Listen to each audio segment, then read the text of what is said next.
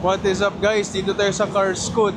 So, today's agenda ay papa-upgrade tayo ng exhaust natin sa ating Yamaha MT-09SP 2024. Marami yung pinagpapipilian, pero at the end of the day, dito tayo sa CARSCOOT kasi makakuha tayo ng mga discount eh. Pipiliin natin exhaust ay MIVV na underbelly. Bali, ang pinagpipilian ko dito, of course, si Acra. Pero ang problema, para sa akin si Acra, lalabas, naka-usli siya dito eh. Dito. So, parang mangyari is, kinakabahan ako na kapag mabagsakan ko siya, walang sasalo sa kanya. Hindi na option para sa akin yung Acra. Ang next na pinagpipilian ko naman si Yoshimura, si Project, tsaka si MIVV na. Si MIVV, laging meron.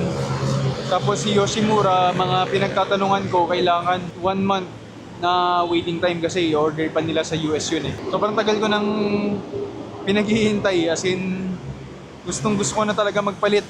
Kaya tinuloy na natin tong MIVV na to. Yung presyo na sa 70,000. Yung mga nagawa ng build, tama ba?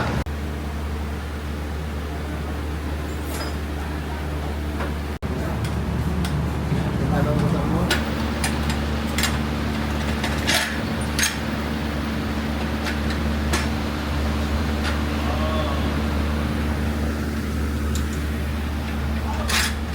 Punot ang kidney. Pasil to, pasil. Okay lang kuya, kasama ka sa video. Sa pagkumita kasi tayo.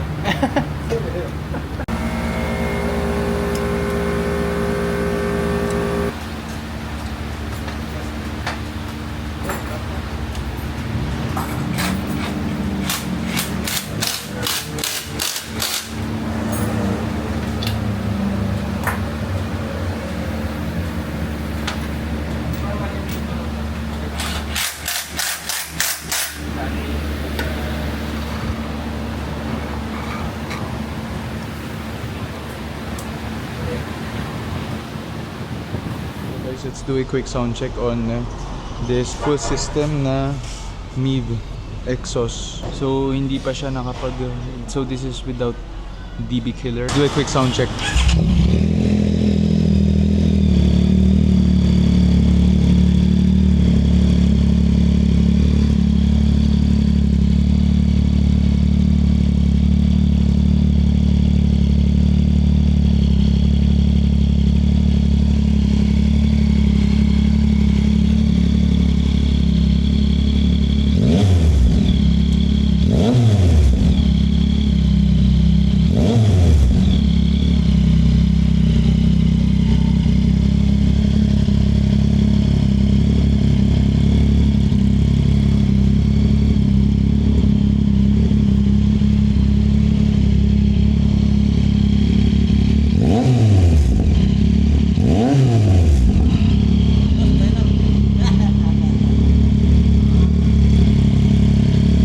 Sound check without DB killer, then next part with DB killer.